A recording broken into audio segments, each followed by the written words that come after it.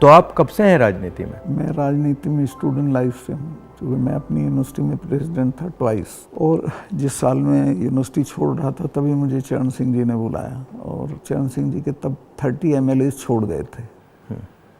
किस साल की बात है? ये दैट इज़ 1973।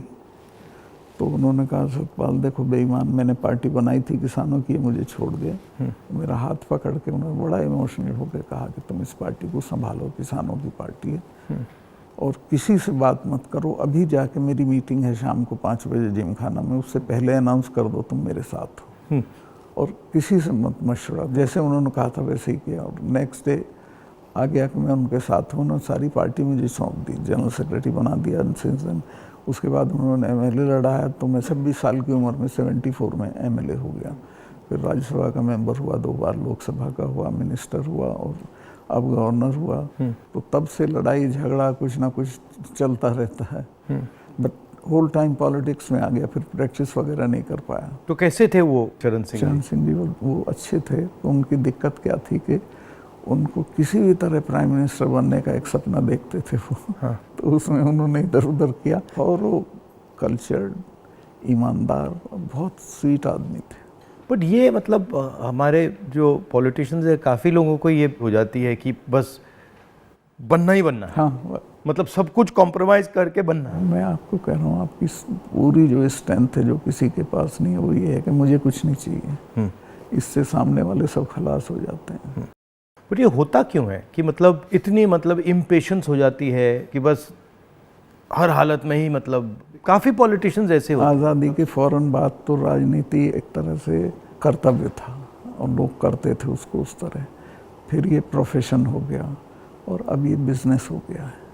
आप जम्मू कश्मीर में जब थे जी, मतलब बड़ा कॉम्प्लिकेटेड टाइम था, बहुत कॉम्प्लिकेटेड। उसके बारे में आपकी क्या राय है? क्या मेरी ये राय है कि जम्मू कश्मीर को आप ज़बरदस्ती या फौज से ठीक नहीं रख सकते हैं। वहाँ के लोगों को जीत के आप कुछ भी कर सकते हैं, और वहाँ के लोग एमिएबल हैं। ऐसा नहीं कि इम्पॉसिबल है। मैंने तो देखा, मैंने उनको अपने साथ किया। आपने अंदर से डिटेल से देखा, सोल्यूशन वहाँ किस बेसिस पे आएगा? इमीडिएटली तो उनकी स्टेटहुड वापस करना चाहिए। उनको इतना 370 नहीं चुभा जितनी स्टेटहुड लेकर यूनियन टेरिटरी बनाना चुभा। और यूनियन टेरिटरी इन्होंने किस लिए बनाया, जो मुझे लगता है, मुझे नहीं बताई वो बात, इनको ये अंदाज़ा था कि पुलिस रिवोल्ट कर जाएगी, जबकि ऐसा नहीं था। पुलिस इतनी फेथफुली रही भारत सरकार के साथ कि ईद का महीना था, एक सिपाही ने छुट्टी भी नहीं मांगी, वहीं लाइन में रहे।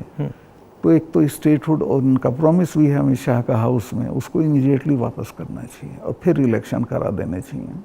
बट जब मैं जम्मू गया, ये जम्मू के लोगों को भी ये लगता है कि हमारा मतलब स्टेटहुड ले लिया। हाँ, उससे तो वो भी खुश नहीं है। सबसे ज़्यादा वही चीज़ चुभी है। तो ये मतलब कर क्यों नहीं रहे इसको? पता नहीं, मेरी बात हुई, मैंने कहा वापस कराइए, तो बोला कह दिया होगा, क्या जरूरी है वापस कराना, चल तो रहा है सब ठीक।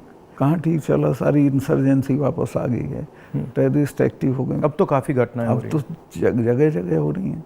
राजौरी में रोज़ होता है, ऊपर कश्मीर वैली में रोज़ कुछ ना कुछ होता है।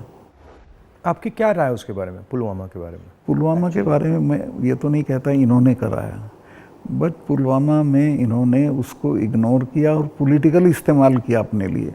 क्योंकि उसमें इनकी स्पीचेस हैं जिसमें ये कहता है कि जब वोट देने जाओ तो पुलवामा की शहादत को याद रखना। जैसे ही मैंने पुलवामा के बारे में सुना, मुझे पता लगा कि हमारे जो शहीद हैं एयरपोर्ट आ रहे हैं जी, तो मैं सीधा एयरपोर्ट गया। हमारी सिक्योरिटी वालों ने मुझे कहा कि नहीं आप मत जाइए, मगर मैंने कहा मैं जा रहा हूँ।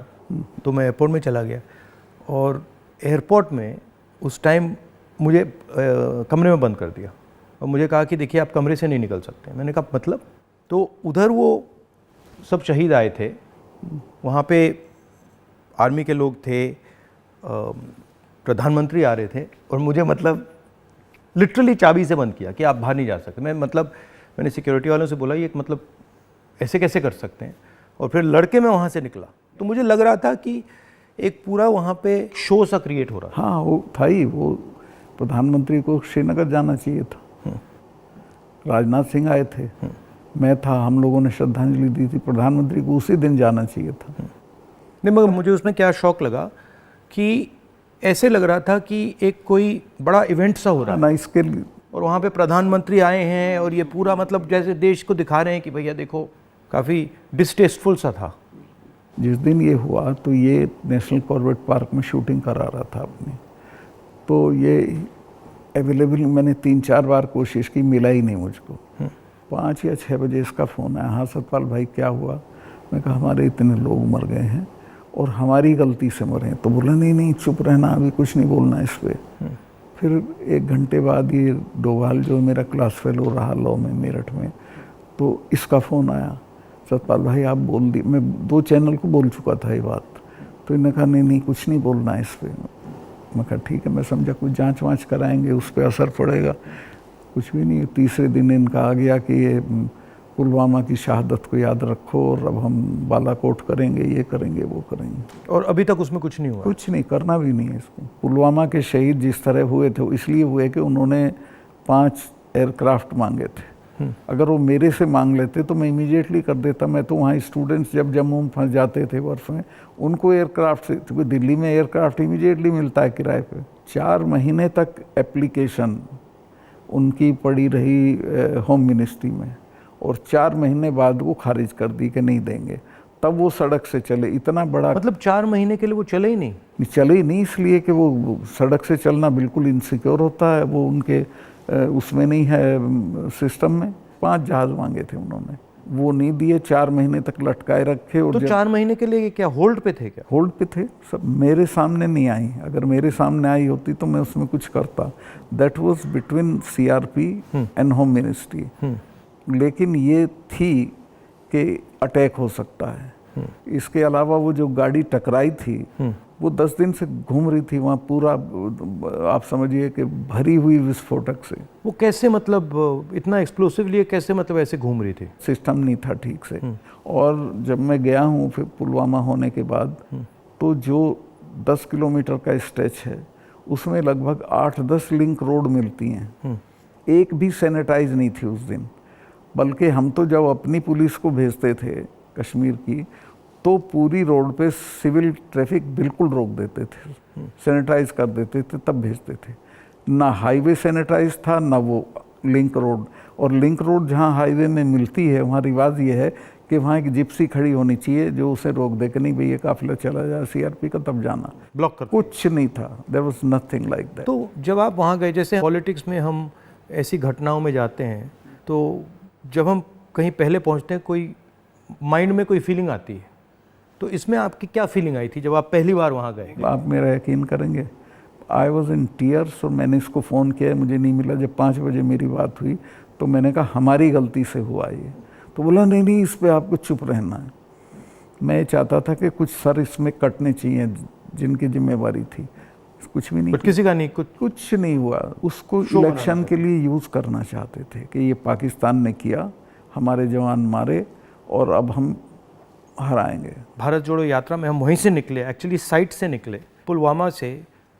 तो मुझे ये लग रहा था कि जो आपने बोला कि ऐसी जगह पे, स्ट्रेटेजिक जगह पे इतना एक्सप्लोसिव कहाँ से आ गया, कैसे आया, वो मेरे दिमाग में क्वेश्चन था। सारा पाकिस्तान से आया था, बट इतना 600-300 किलो। हाँ, ये बॉर्डर तो हमारा पोरस है, और ये इतना एक्सप्लोसिव इंडिजिनसली प्रोक्योर करते तो वो बात फैल जाती। ये 10-12 क्विंटल तो आया हुआ था, उसमें से ये गाड़ी पूरी भरी थी एक्सप्लोसिव से। और बताया मुझे जब मैं गया कि साहब ये तो 10-12 दिन से घूम रही थी गाड़ी। जो गाड़ी चला रहा था उसका भी, मालिक का, दोनों का टेररिस्ट रिकॉर्ड था। दोनों कई बार गिरफ्तार हो लिए थे, फिर छूट गए थे, फिर गिरफ्तार हुए थे, फिर छूट गए थे। अच्छा, तो उन पर कोई निगाह नहीं थी इंटेलिजेंस एजेंसीज की। यहाँ मीडिया में, मतलब मैं देख रहा था, यहाँ पे इतना बड़ा कास्ट सेंसस का मुद्दा है, बट अब आजकल बस इजराइल। कास्ट सेंसस को नहीं दिखा। मतलब जो, चाहे वो अदानी हो, चाहे वो कास्ट सेंसस हो, जो ज़रूरी बातें हैं उसका कुछ नहीं होगा, मगर इजराइल हो, बॉलीवुड हो, क्रिकेट हो, उस पर चलते जाएंगे। अदानी तो आपने इसके चिपका दिया, वो तो छूटेगा नहीं। गांव-गांव चला गया अदानी का। और लोग ये कहते हैं अदानी के यहाँ इसी का रुपया है। हाँ, वो 20,000 का आपने उठाया था, 20,000 को इतना बड़ा इन्वेस्टमेंट कहाँ से आएगा? कल ही एक स्टोरी आई है कि ये कोयले के प्राइस इन्फ्लेट कर रहा है। वहाँ से इंडोनेशिया से कोयला नाव में जाता है और यहाँ पहुँचते उसकी प्राइस इन्फ्लेट हो जाती है, और फिर लोगों को बिजली के लिए ज़्यादा रेट देना पड़ता है, मगर वो भी मीडिया ने कहीं नहीं उठाया। मुझे खबर ये दी गई कि जिस दिन मैं ये करण थापर का इंटरव्यू किया, इन्होंने बुला के सब चैनल्स को कहा कि खबरदार कोई रिपोर्टिंग नहीं होगी, और अतीक अहमद का केस हो गया और उसको 10 दिन तक हेडलाइन। जब मैंने वो देखा, मैंने अपनी बहन से कहा कि ये जो आपने पुलवामा की बात की है, इसके कारण ये किया गया है, हाँ, टोटल डिस्ट्रैक्ट करने के लिए। मैंने नोटिस किया जब आपने पुलवामा की बात की तो ये सब डर गए थे, लेकिन अतीक अहमद ने उसको 10 दिन तक खत्म कर दिया, ओवरशैडो कर दिया। बिल्कुल। भारत जोड़ो यात्रा में मुझे एक बात समझ आई कि कितना भी मीडिया पे कंट्रोल हो, अगर आदमी डायरेक्ट जनता के पास जाता है, हाँ, तो फिर कोई नहीं, तो नहीं चलता। जनता ओनली आंसर है, जनता के पास जाना। और अगर आप जनता के पास जाते हैं तो बहुत जल्दी जनता को बात समझ आ जाती है, वो टाइम नहीं लगता। नहीं, जनता तो अवेयर है देश में, ऐसा नहीं उन्हें मालूम नहीं है, बट उन पे कोई प्लेटफॉर्म नहीं है, कहाँ कहें, किसको कहें। उनके रिप्रेजेंटेटिव भी ऐसे ही गए गुजरे हैं सब। पहले मैंने पार्लियामेंट में स्पीच दी कास्ट सेंसस के बारे में।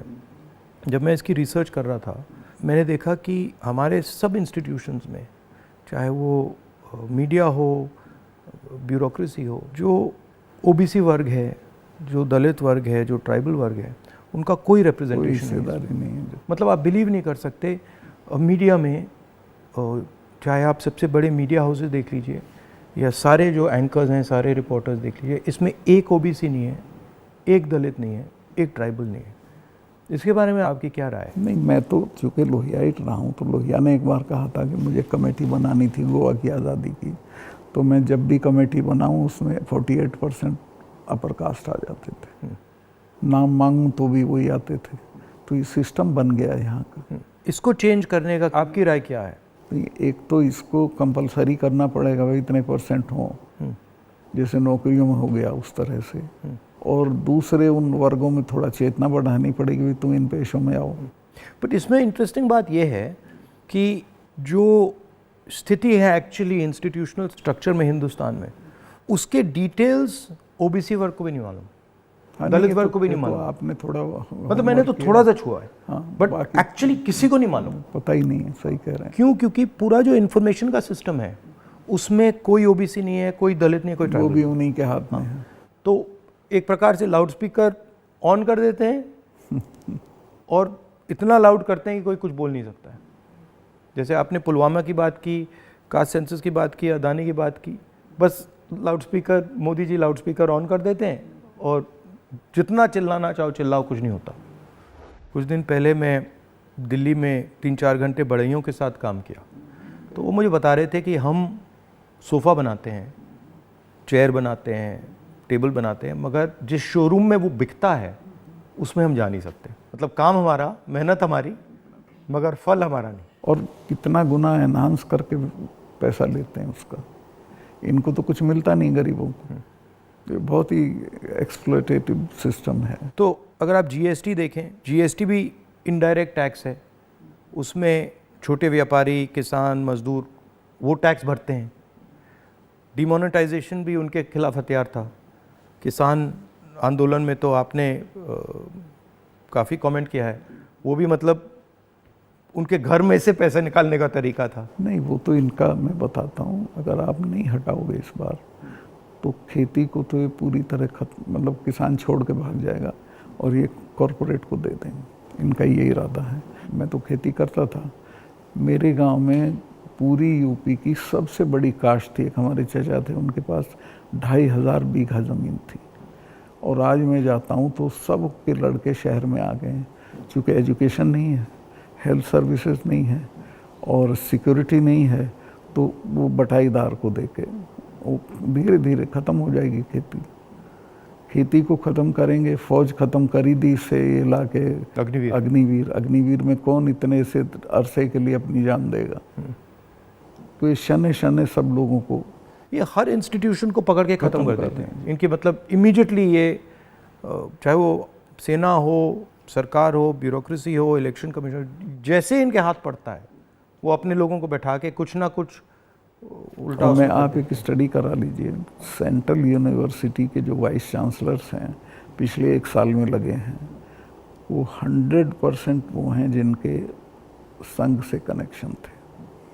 उसके बिना आप कोई नौकरी नहीं पा सकते हैं आज, और सेंट्रल यूनिवर्सिटी की तो बिल्कुल नहीं पा सकते हैं। जो इंटर कॉलेज के प्रिंसिपल होने लायक भी नहीं थे, वो वीसी लगे हुए हैं सब जगह। मतलब इनका शिक्षा का सिस्टम नहीं रहा, कंट्रोल का, माइंड कंट्रोल का सिस्टम बनाने की कोशिश। आपके मुताबिक इम्प्रूवमेंट लाने का क्या तरीका है? देखिए, सबसे बेसिक सवाल है कि किसान को उसकी फसल का दाम सही नहीं मिलता है, और उसके चलते वो हर साल गरीब होता जाता है। जो एक फसल का दाम पिछले साल था, खाद का और बाकी चीज़ों का जो दाम था, उसकी तुलना में इस साल में और फ़र्क हो जाता है। तो उसकी परचेजिंग पावर हर साल कम होती चली जाती है और उसे पता नहीं चलता। ही डजंट नो कि मैं गरीब हो रहा हूँ, लेकिन वो गरीब हो जाता है क्योंकि उसके जितना एक मन गेहूं में पिछले साल खाद खरीद सकता था, इस साल नहीं खरीद सकता, इस साल ज़्यादा गेहूं देना पड़ेगा। तो वो जो उसकी परचेजिंग पावर कम होती है, उसको एहसास ही नहीं है, पता भी नहीं चलता है। तो वो तो मैंने देखा, जब पब्लिक मीटिंग्स में बताते तो कहते हमें तो पता ही नहीं था ये। मैं कहा भाई तुम्हें पता ही नहीं, तुम गरीब हो रहे हो। तो उन्हें सुन के बुरा लगता है। फिर मैं समझाता हूँ, बताओ पिछले साल इतने गन्ने में कितना सामान खरीदते थे, इस साल कितना खरीदते हो। तो सबसे पहले है कि जो पैरिटी ये है एमएसपी, इसको लागू करना चाहिए। एमएसपी में ये नहीं कि सरकार सारी फसलों का एमएसपी दे, लेकिन एमएसपी करने से बाज़ार गिरेगा नहीं। और एमएसपी है इसलिए कि बाज़ार एक ख़ास जो आपने दाम तय किया उससे नीचे गिरेगा तो सरकार इंटरवीन करेगी। और ये पंडित जी के ज़माने से, जो नागपुर सम्मेलन में जवाहरलाल जी ने कराया था ये, कि हम इंटरवीन करेंगे और ख़रीद लेंगे। तो एमएसपी का लागू होना बहुत ज़रूरी है। और एमएसपी पे इन्होंने किसानों से धोखा किया। जब किसान कानून वापस लिए तो कहा था हम एमएसपी करेंगे, और आज तक नहीं किया। वो क्यों नहीं किया? क्योंकि अडानी ने बड़े बड़े गोदाम बना दिए, फसलें एक दाम पे खरीद ली, अगले साल उनके दाम बढ़ जाएंगे, वो बेचेगा। एमएसपी होगा तो किसान इनको सस्ते दाम पे नहीं देगा। तो एमएसपी का होना सबसे ज़्यादा ज़रूरी है। फिर जो उसके लिए आप खाद, बिजली, पानी जो भी सरकार देती है, उसके दामों पे कंट्रोल करना पड़ेगा, वो बेतहाशा ना हो, ताकि वो जो मैंने बताया जो फ़र्क रहता है खरीद बेच का, वो ना हो। जो आप कह रहे थे, ये जो अदानी जी हैं, इन्होंने पूरा जो स्टोरेज का इंफ्रास्ट्रक्चर है अपने हाथों में ले लिया है। इसका इफ़ेक्ट मैंने जम्मू कश्मीर में देखा, इसका इफ़ेक्ट हिमाचल में दिखता है, अलग अलग स्टेट्स में, हरियाणा, पंजाब में। हरियाणा में तो पानीपत में बड़े बड़े गोदाम बना दिए। तो पूरा मतलब इस जो स्टोरेज का इंफ्रास्ट्रक्चर ये कैप्चर कर लिया है। तो फिर जब भी ये प्राइसेस को मतलब ऊपर नीचे फाइन ट्यून करना चाहते हैं, कर देते हैं, तो ये किसानों को मतलब नुकसान, डायरेक्ट नुकसान पहुंचाते हैं। जब तक इनके खिलाफ हल्ला बोल नहीं होगा तब तक सुधरेंगे नहीं, या फिर सरकार बदल जाए। अभी तो इन्हें टोटल प्रोटेक्शन है। मगर मैंने देखा है कि जनरली सरकारों के पास जो किसान का जो स्टोरेज की कैपेबिलिटी होती है, उसके बारे में सरकारें ज़्यादा नहीं सोचती हैं। वो ज़्यादा नहीं, बिल्कुल नहीं सोचती। आप नॉर्थ ईस्ट में भी थे? हाँ, मेघालय में। में वो मुझे पनिशमेंट पोस्टिंग दी गई थी गोवा के बाद, क्योंकि गोवा में मैंने करप्शन के बारे में बहुत बोला था। लेकिन वो अच्छी, गोवा से हटा दिया गया? हाँ, गोवा से हटा के नॉर्थ ईस्ट भेज दिया गया था।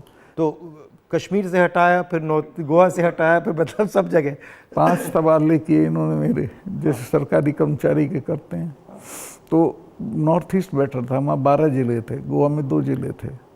और मेघालय बहुत अच्छी जगह है, कोई झगड़े टंटे की नहीं है, रिलैक्स लोग हैं जी। हाँ, रिलैक्स अच्छे लोग हैं। संगमा साहब का लड़का चीफ मिनिस्टर था, तो उससे बहुत बढ़िया रिलेशनशिप रही, कोई दिक्कत नहीं हुई मुझे। तो मणिपुर के बारे में क्या राय है आपकी? वहाँ मतलब पूरा फेल्योर है सरकार की।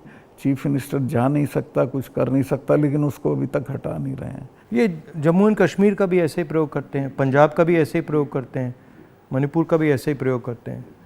मैं गया मणिपुर में, वहाँ जो आप कह रहे हैं बिल्कुल सही है, वहाँ कोई कंट्रोल नहीं था। पूरी क्राउड निकल आई थी। आप कोई कंट्रोल ही नहीं था, मतलब बिल्कुल एक स्टेट बचा ही नहीं है, 2 स्टेट बन गए हैं, एक इस तरफ और दूसरा दूसरी तरफ। नॉर्थ ईस्ट सेटल्ड था, इन्होंने डिस्टर्ब कर दिया।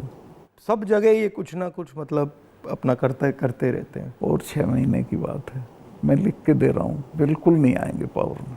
नहीं, एक्चुअली अगर ज़मीन पे जाएं तो बहुत नफ़रत है लोगों को, बहुत शदीद, पूछिए मत आप।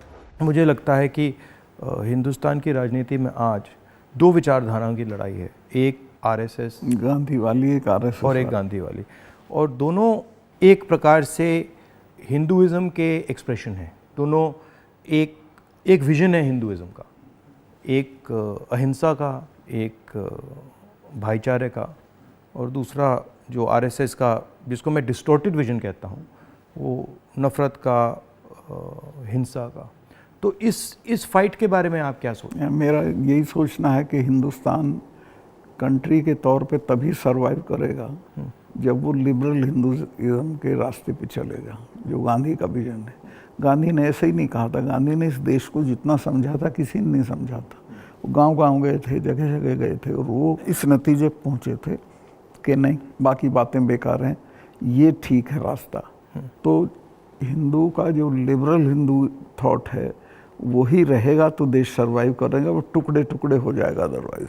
और ये कोई राजनीतिक बात नहीं है, मुल्क के अस्तित्व के लिए ज़रूरी है कि हम मिलजुल के रहें, एक दूसरे के साथ रहें, झगड़ा ना करें।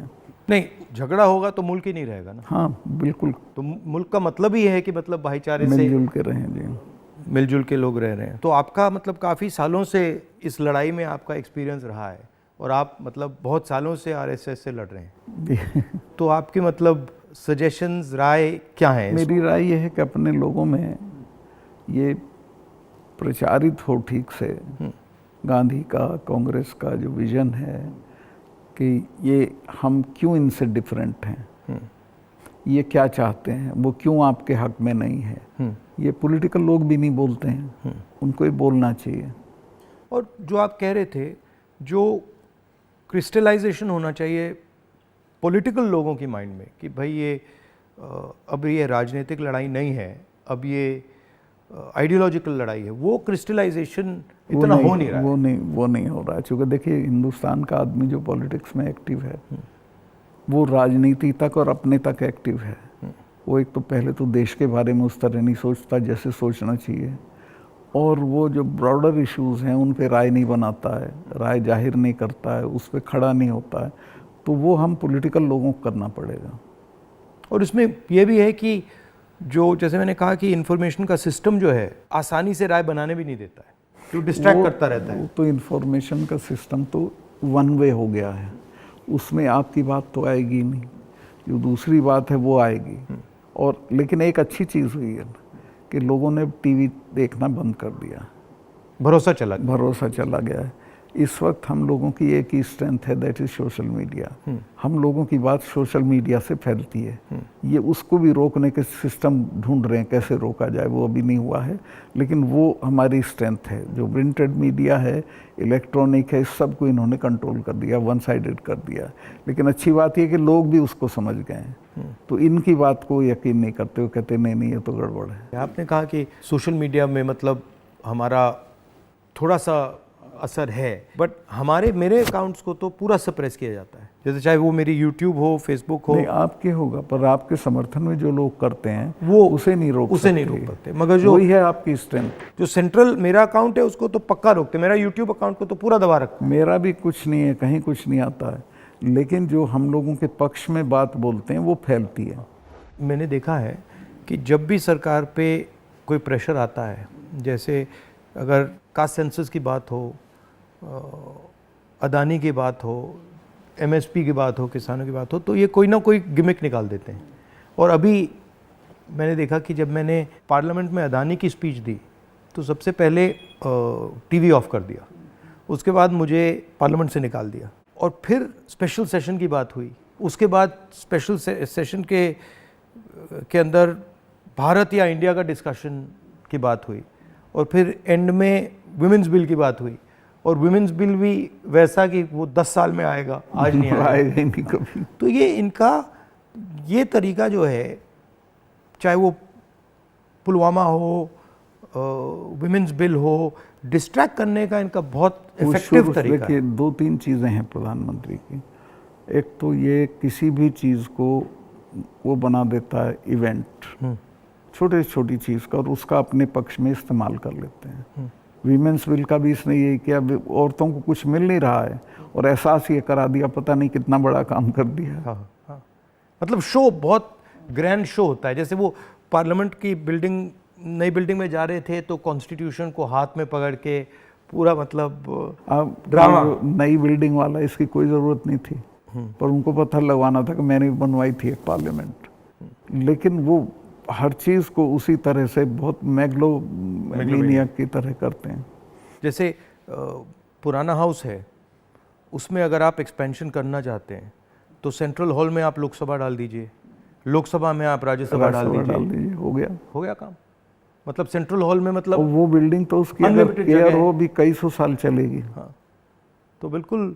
और अगर आपको सेंट्रल हॉल चाहिए तो एनेक्सी में सेंट्रल हॉल कर देते। बिल्कुल। तो प्रॉब्लम ही नहीं थी, बट प्रॉब्लम क्रिएट करके, शो करके पूरा मतलब, पर इससे देश को काफ़ी नुकसान होता है। क्योंकि नुकसान होता है, लेकिन एक अच्छी चीज़ ये है कि लोग इसको समझ रहे हैं। लोग ना समझें तो दिक्कत है, लोग हर चीज़ समझ रहे हैं। मैं तो बिल्कुल नीचे तक जाता हूँ, वो सब बोल रहे हैं इस चीज़ को कि साहब इसको करना वरना कुछ नहीं है, ये ऐसे ही करता रहता है। और एक्चुअली जब मैं इनके भाषण सुनता हूँ और इनकी जो पॉलिसीज़ देखता हूँ तो एक्चुअली डेप्थ नहीं है, डिटेल में नहीं जाते। ज़रूरत नहीं है उसको सिर्फ रूल करना है, कोई इम्प्रूवमेंट नहीं करना, कोई चेंज नहीं करनी है, सिर्फ राज करना जिसे बोलते हैं ना, बहुत क्रूड लैंग्वेज में साड़ा राज है, राज करना है, दैट्स ऑल। और वो उस तरह से जो जवाबदेही जनता के लिए होती है वो महसूस भी नहीं करते हैं। आपने काफ़ी बहादुरी के साथ जो पुलवामा के बारे में बोला, आपने जो अदानी के बारे में बोला, किसानों के बारे में बोला, तो फिर आपको धमकाया गया, सीबीआई इंक्वायरी कराएगी, सब शुरू हो गया, पूरा इनका सिस्टम चालू हो गया। आप हैरत करेंगे, ये कानून है कि जो शिकायत करता है उसको सज़ा नहीं दी जाती है। मैंने शिकायत की जिनकी की, उनका आज तक इंटरोगेशन नहीं हुआ। मेरे यहाँ 3-3 बार आ गए, मेरे स्टाफ के लोगों के फ़ोन ले गए सीबीआई वाले। मैंने कहा भाई तुम कुछ कर लो, मेरा कुछ नहीं बिगाड़ सकते, मैं तो फ़कीर हूँ, मेरे बिना कुछ है। तो तंग आ गए वो, लेकिन करना पड़ा। फिर यही कहते थे लास्ट में, साहब नौकरी कर रहे हैं मुकदमा। वो मुझे भी यही कहते थे कि भाई अब छोड़िए, मतलब हमें दबाया जा रहा है, हमें करना पड़ रहा है, इसमें कुछ है नहीं। उनकी भी मजबूरी है, उनकी मजबूरी है, क्या करें। हम बात कर रहे हैं तो इसके बाद में आप पर भी थोड़ा आक्रमण करेंगे। जब भी हम किसी से बात करते हैं एकदम आक्रमण शुरू हो जाता है उन पर। हाँ नहीं करेंगे, मेरे पे तो करते रहते हैं, ज़्यादा दिक्कत नहीं, आपको कोई फर्क नहीं पड़ता। थैंक यू, बहुत अच्छा लगा, हमें बहुत अच्छा लगा, थैंक यू।